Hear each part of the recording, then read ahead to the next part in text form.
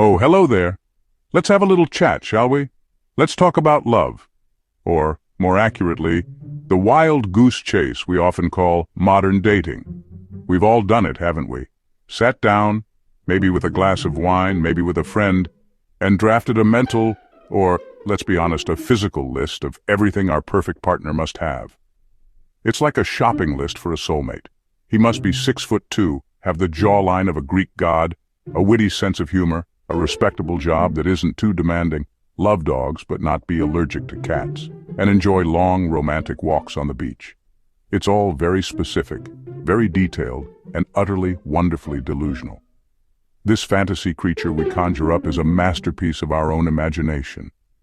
It's a highlight reel of every romantic comedy hero we've ever swooned over, mixed with a dash of our favorite celebrity crush and a sprinkle of that one person from college we never had the nerve to talk to. We build them up in our minds until they are flawless, a perfect human being tailor-made to fit into our lives without a single snag. This ideal partner would never leave their socks on the floor, would always know the right thing to say, and would certainly never snore like a congested badger.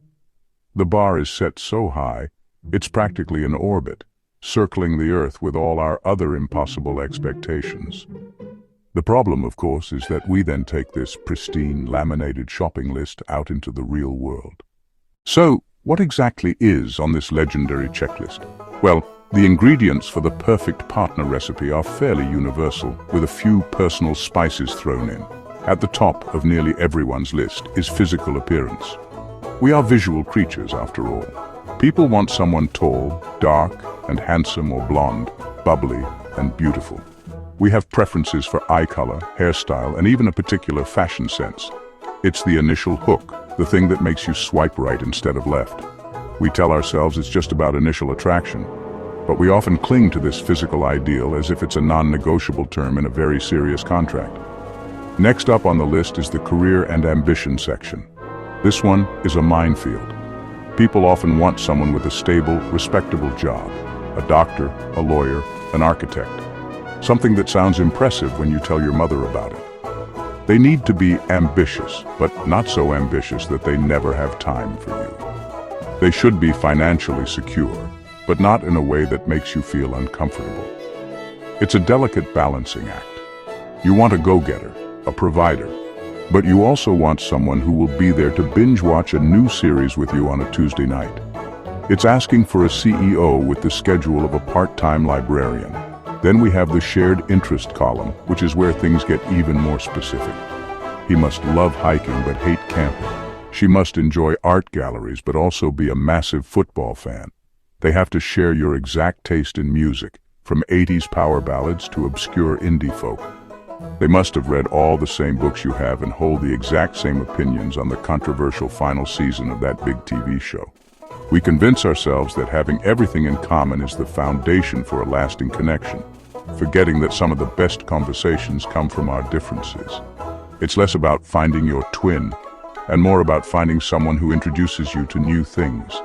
And let's not forget the grand finale, personality and values. This is where the truly impossible demands live. They must be hilarious, but also deeply serious, confident, but not arrogant, spontaneous, but also a meticulous planner. They must have a tight-knit group of friends, but always make you their top priority. They need to be worldly and well-traveled, but also a homebody who loves a quiet night in. Essentially, we're looking for a person who embodies every contradictory trait we find appealing, a walking, talking paradox of perfection.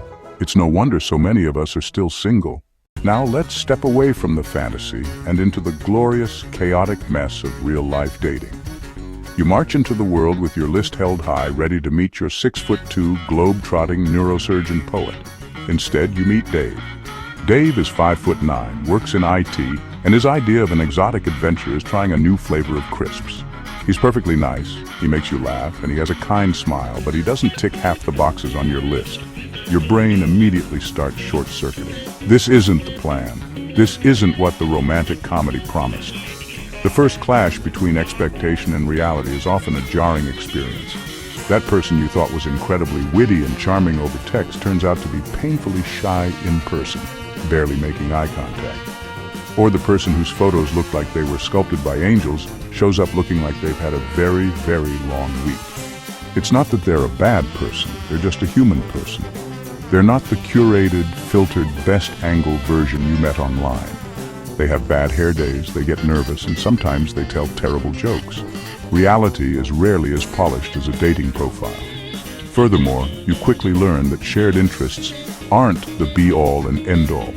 You might be a die-hard mountain climber, and you go on a date with someone whose idea of exercise is walking to the fridge. Yet you find yourselves talking for hours about everything but hiking.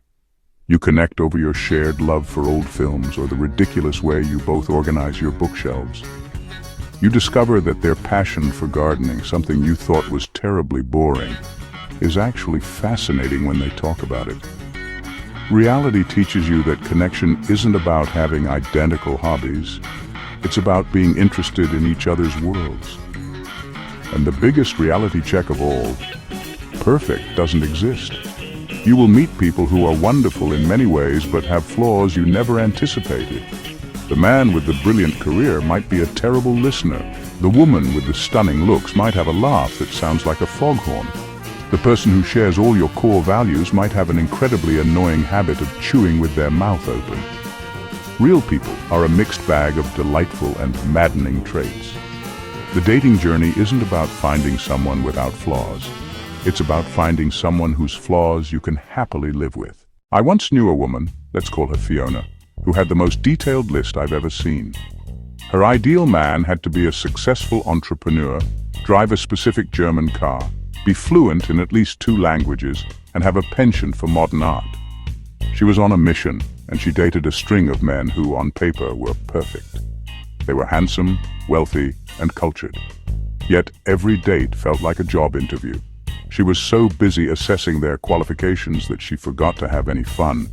The connections fizzled out because they were built on a foundation of criteria, not genuine chemistry. Then one day, her boiler broke. She called a local plumber, a cheerful chap named Mark. Mark drove a beat-up van, not a German sports car. His idea of art was a well-laid pipe, and the only other language he spoke was a bit of holiday Spanish. He was, by every measure on Fiona's list, a complete failure. But as he fixed her boiler, he made her laugh. He told her funny stories about his day. He was kind, and he had this incredibly warm, genuine energy about him. He was completely, utterly wrong for her, according to the list. Fiona found herself looking forward to him coming back the next day to finish the job.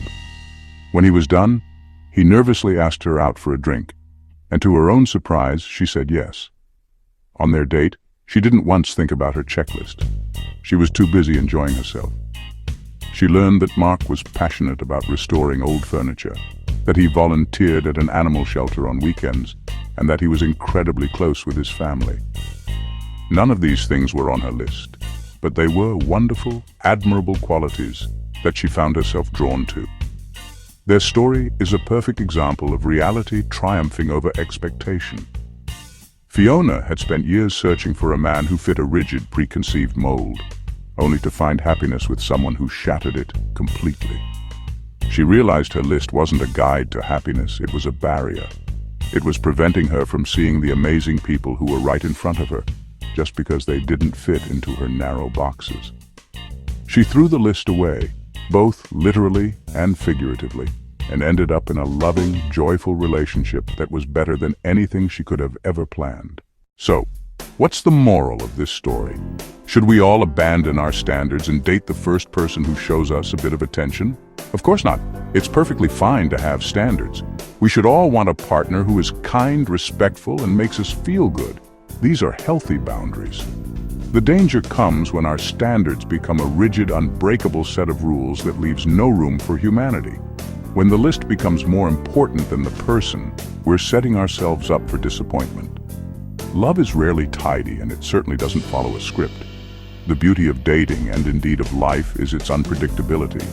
It's about the happy accidents, the unexpected connections, and the surprising discoveries.